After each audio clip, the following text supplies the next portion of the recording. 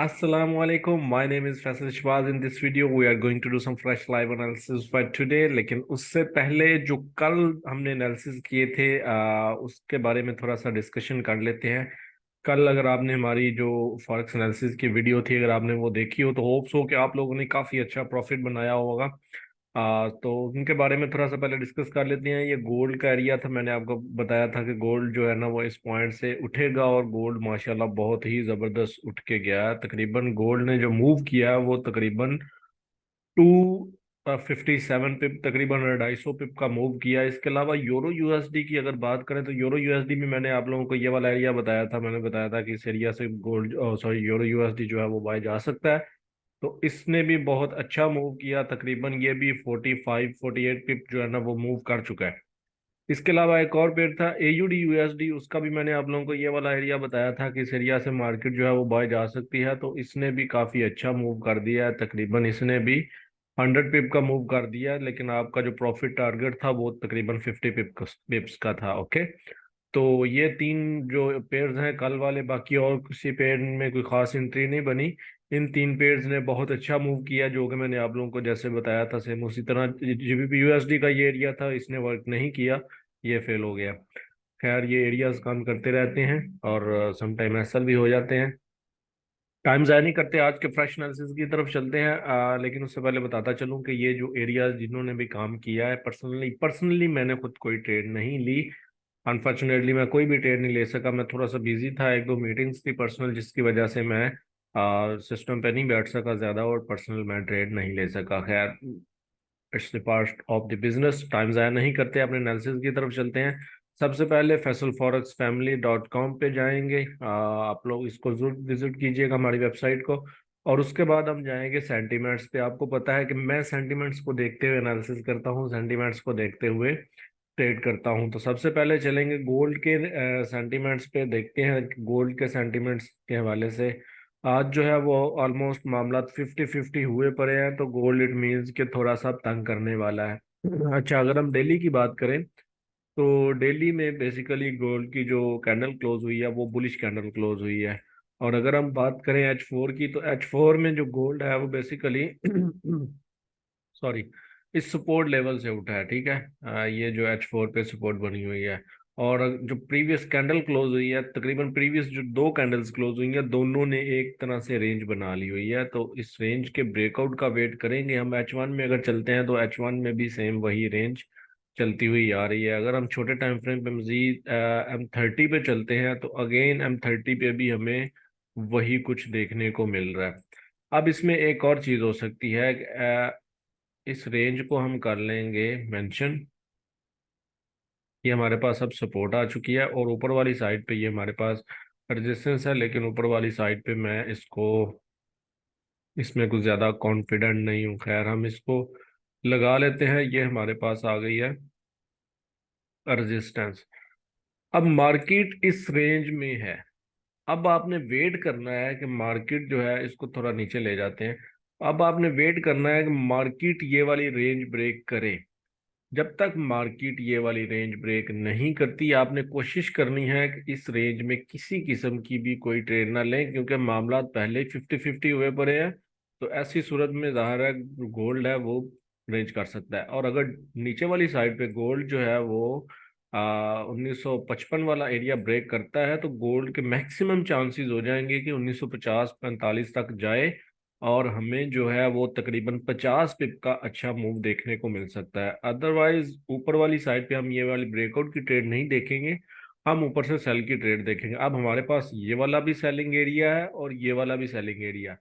तो हमने क्या करना है कि इसके ऊपर 63 से ऊपर जिधर भी हमें सेल की ट्रेड मिले, जिधर भी हमें कैंडल्स मिले सेल की कंफर्मेशन दें, आपने सेल की ट्रेड ले लेनी है। और आपका टारगेट जो है वो तकरीबन 1940 होना चाहिए, ये सपोर्ट होनी चाहिए। आगे चलते हैं जीबीपी जेपीवाई की तरफ। जीबीपी जेपीवाई के सेंटीमेंट्स चेक करते हैं। तो सेंटीमेंट्स के अकॉर्डिंग जो है वो हम देखेंगे बाय वाली साइड पे ट्रेड। हम अगेन चलते हैं डेली टाइम फ्रेम पे। डेली की कैंडल जो है वो बेरिश क्लोज हुई है। अब जीबीपी जेपीवाई में काफी दिनों से कोई भी ट्रेड नहीं बन रही, जीबीपी जेपीवाई कोई अच्छा मूव नहीं दे रहा हमें। H4 की अगर बात करें तो H4 में भी कुछ खास इसमें नहीं है। छोटे टाइम फ्रेम पे चलते हैं H1 में अगेन हमारे पास बिल्कुल कुछ भी नहीं है। हम 30 में जाके देखते हैं तो कोई सप्लाई नहीं है, कोई डिमांड नहीं है, कोई ऑर्डर ब्लॉक नहीं है, कोई कुछ नहीं है इसमें, तो इसको छोड़ते हैं। आगे चलते हैं जी यूरो यूएसडी पे। यूरो यूएसडी जो है वो बेसिकली अभी जो है वो हमारे सेल वाले एरिया में खड़ा है। जो कल वाले एनालिसिस थे जरा थोड़ा सा उनको क्लियर कर लें ताकि हमारा जो चार्ट है वो क्लियर नजर आना शुरू हो जाए। तो यूरो यूएसडी के सेंटीमेंट्स चेक करते हैं। बेसिकली हमने सेल की ट्रेड ढूंढनी है यूरो यूएसडी में। अगर हम डेली की बात करें तो डेली की जो कैंडल है वो बुलिश कैंडल क्लोज हुई है, और आज की जो कैंडल है उसने प्रीवियस डेली का हाई भी ब्रेक कर लिया हुआ है। अगर हम चलते हैं H4 में, तो H4 में यूरो यूएसडी जो है वो एक फ्लो में अपसाइड जाता हुआ नजर आ रहा है। तो इसमें हम करेंगे मजीद छोटे टाइम फ्रेम पे चलते हैं, आवरली टाइम फ्रेम पे। तो आवरली में बेसिकली जो कल मैंने आपको एरिया बताया था सेलिंग के लिए, यूरो यूएसडी जो है वो इस एरिया में आ चुका है। लेकिन इस एरिया में M30 भी अगर देखें, मजीद छोटे टाइम फ्रेम 15 पे चलते हैं, तो अभी तक हमारे पास कोई बेरिश टाइप कैंडल क्लोज नहीं हुई। तो जो अभी के लिए मुझे महसूस हो रहा है इसको देखते हुए ये कि यूरो यूएसडी जो है वो इस एरिया का एसएल हंटिंग करने के चक्कर में है। तो हमने वेट करना है इस जगह पे, कंफर्मेशन अगर को मिलती है तो हम ट्रेड लेंगे, अदरवाइज हम इस सपोर्ट के ब्रेक होने का वेट करेंगे, फिर भी हम ट्रेड ले लेंगे। तो हमारी ट्रेड कोई लेट नहीं होगी, फिर भी एसएल वही 20-25 पिप का होगा। लेकिन जो हमारा टारगेट होगा वो काफ़ी नीचे चला जाएगा, क्योंकि यूरो यूएसडी जो है वो फिर ये लो ब्रेक करके मजीद नीचे जाने की ताकत रखेगा। आगे चलते हैं यूएसडी कैड की तरफ। यूएसडी कैड के सेंटीमेंट्स चेक कर लेते हैं पहले। तो इसमें बेसिकली हमने सेल की ट्रेड लेनी है। अब हम चलते हैं डेली टाइम फ्रेम पे। तो डेली में basically euro USD sorry USD CAD जो है उसने ये वाला लो ब्रेक कर लिया हुआ है। अब हमने वेट करना है ये वाले लो का, ये जो विक है इसके ब्रेक होने का वेट करना है। देन हम इसमें जो सेल की ट्रेड है वो नीचे सपोर्ट तक ले सकते हैं डेली को देखते हुए। लेकिन हम चलेंगे H4 पे। H4 में जाकर देखेंगे कि बाइंग के हवाले से तो इस एरिया में कुछ नहीं है, अभी तक इसमें कुछ भी नहीं है। मजीद छोटे टाइम फ्रेम H1 में चलते हैं। अब H1 में आप लोगों ने इसके नीचे क्लोजिंग देखनी है। जरा पीछे हिस्ट्री में जाकर देख लेते हैं कि इस एरिया में बाय की ट्रेड तो नहीं बन सकती। एक्चुअली बाय की ट्रेड बन भी सकती है, लेकिन जिस तरह यूएसडी कैट सेल की साइड पे आ रहा है, मेरा नहीं ख्याल कि हमें सेल की ट्रेड मिलने वाली है। मजीद छोटे टाइम फ्रेम पे चलते हैं हम 30 में। इसमें भी मार्केट स्ट्रेट नीचे जाती हुई नजर आ रही है। 15 में भी मार्केट स्ट्रेट नीचे जाती हुई नजर आ रही है। तो इसमें मार्केट का ये वाला लो जो है वो ब्रेक होने का वेट करें, उसके बाद हमें अगेन मार्केट जब ऊपर वाली साइड पे ऊपर विक लगाएगी या रिटेस्ट करेगी तो हम इसमें इंशाल्लाह एंट्री ले लेंगे, जो कि एक अच्छी ट्रेड साबित हो सकती है। अदरवाइज अगर आप रिस्क लेना चाहते हैं तो आप जैसे ही ये विक क्रॉस हो आप इस पे सेल की ट्रेड ले सकते हैं। आपका ऐसा जो है वो ऊपर 50 पिप का होना चाहिए, लेकिन नीचे 50 पिप वाला कोई खास एरिया नजर नहीं आता, इसलिए मैं आपको ये एरिया बिल्कुल भी रेकमेंड नहीं करूंगा। आगे चलते हैं जीबीपीएसडी की तरफ। जीबीपीएसडी में भी मामला 50-50 हुए पड़े हैं। जो कल वाले एरिया जरा उनको खत्म करते हैं, क्योंकि उन्होंने कोई खास काम नहीं किया। अच्छा, तो जो कल वाली कैंडल है वो बेसिकली बेरिश कैंडल क्लोज हुई है, लेकिन नीचे अच्छी वाली विक छोड़ के क्लोज हुई है। इट मींस के बाइंग पोटेंशियल है थोड़ा सा मार्केट में। मजीद छोटे टाइम फ्रेम H4 में चलते हैं। H4 में भी मार्केट हमें बाय वाली साइड पे जाती हुई नजर आ रही है। अगेन हम इसमें छोटे टाइम, लेकिन इस जगह पे हम इसको ज़रा थोड़ा सा लगा लेंगे।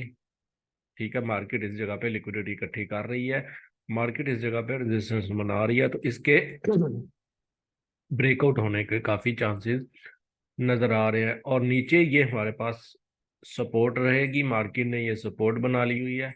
अब हमारे पास दो सिनेरियोज आ चुके हैं। मज़ीद छोटे टाइम फ्रेम हम 30 पे भी चले जाते हैं। हम 30 में अगर जाकर देखें तो ये भी हमारे पास बेसिकली मार्केट ने रेजिस्टेंस बना लिया। अब ये मार्केट का रेंज एरिया चल रहा है, इस एरिया में आप लोगों ने वेट करना है, किसी किस्म की कोई ट्रेड नहीं लेनी। अगर मार्केट ऊपर वाली साइड पे इसको ब्रेक करती है तो फिर हमारे पास जो है वो मार्केट के 50-60 पिप ऊपर जाने की होगी, ताकत होगी। ऊपर वाली एरिया ऊपर वाली साइड पे हमारे पास एरिया पड़ा हुआ है। और अगर मार्केट नीचे वाली साइड पे इसको ब्रेक करती है तो नीचे वाले साइड पे भी हमारे पास 50 पिप का एरिया। तो आपने इस रेंज के ब्रेकआउट होने का वेट करना, फिर हम इसमें इंशाल्लाह ट्रेड लेंगे। या इसमें एक और काम हो सकता है कि अगर मार्केट ऊपर वाली साइड पे कोई विक मारती है। जी बिल्कुल, ऊपर वाली साइड पे एशियन सेशन की लिक्विडिटी ग्रैब करके वापस अगेन रेंज में ब्रेक होती है, फिर भी हम सेल ले सकते हैं। इसमें हमारा सेल छोटा हो जाएगा और हमारा टारगेट काफी ज्यादा हो जाएगा। आगे चलते हैं यूएसडी जेपीवाई की तरफ। यूएसडी जेपीवाई के सेंटीमेंट चेक करते हैं, तो इसमें हमने बाय की ट्रेड लेनी है, और बाय के लिए हमारे पास एरिया वही रहेगा जो हमने अपनी प्रीवियस वीडियोस में लगाया हुआ था। H4 के हवाले से ये एरिया बेसिकली कोई खास एरिया इतना नहीं है, लेकिन एरिया काम कर सकता है।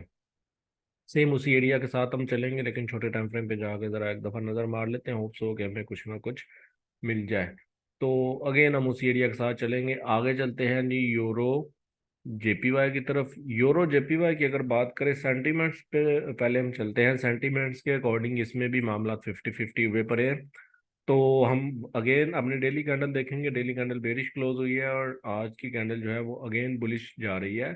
अब बुलिश के हवाले से हमारे पास नीचे एरिया पड़ा हुआ है, यूरो जीबीपी जेपीवाई सॉरी, उस एरिया में नहीं आ पा रहा। काफ़ी दिनों से हम इसका वेट कर रहे हैं। लेट्स सी कि ये कब आता है। उसके अलावा H4 को देखते हुए ये हमारे पास बाइंग के हवाले से एरिया बन सकता है, लेकिन इसको छोटे टाइम फ्रेम पे जाके देखेंगे। बिल्कुल छोटे टाइम फ्रेम पे जाके ये हमारे पास एक रेजिस्टेंस आ गई है। इसको ज़रा थोड़ा सा मेंशन कर लेते हैं। अच्छा जी। इसके अलावा नीचे वाली साइड पे ये हमारे पास अब आ गई है सपोर्ट। अब ये हमारे पास दो एरियाज आ चुके हैं। ठीक है, इनके अलावा अगर बात करें तो ऊपर वाली साइड पे कोई एरिया नहीं है, और नीचे वाली साइड पे वो हमारे पास नीचे डिमांड पड़ी हुई है। बाइंग एरिया हमारे पास अगेन वही चलेगा। अब आपने इसमें भी रेंज का वेट करना है। रेंज का वेट करें। रेंज के ब्रेकआउट होने के बाद अगर मार्केट इस जगह से हमें कुछ कंफर्मेशन देती है तो इस जगह से सेल बन सकती है, अदरवाइज इसके ब्रेकआउट होने पे आप सेल की ट्रेड ले सकते हैं। और हमारा टारगेट जो होगा वो नीचे वाली साइड पे होगा। बेसिकली आप 50 पिप का टारगेट ले सकते हैं इसके ब्रेकआउट होने के बाद। आगे चलते हैं एयूडी यूएसडी की तरफ। एयूडी यूएसडी में अगर सेंटीमेंट चेक करें तो इसमें अगेन बाइंग बन रही है। अब बाइंग के हवाले से हमें कोई ना कोई एरिया ढूंढना होगा। इसमें डेली की बात करें तो डेली की कैंडल बड़ी स्ट्रांग जो है वो बुलिश कैंडल क्लोज हुई है। और अगर हम बात करते हैं H4 की, तो H4 में भी अगेन वही सीन बना हुआ है, और हमारे एरिया ने बहुत अच्छा काम किया। मैं इतना एक्सपेक्ट नहीं कर रहा था इस एरिया से जितना इसने काम कर दिया है। इसमें लाइन चार्ट में जाके थोड़ा सा देख लेते हैं, कुछ खास नहीं है। आगे चलते हैं जी। एच वन में जाके देखते हैं। H1 में भी इसमें कुछ खास नहीं है। M30 में चलेंगे। H1 में हमारे पास अब ये वाला एरिया जो है वो कुछ यूं आ गया है। ठीक है। ये हमारे पास बेसिकली सपोर्ट है, सॉरी डिमांड है, इसके साथ चलेंगे। और ये हमारे पास जो है वो ब्रेक ऑफ स्ट्रक्चर हो चुका है। अब इस एरिया में अगर मार्केट आती है तो हम इसमें बाय की ट्रेड ले सकते हैं।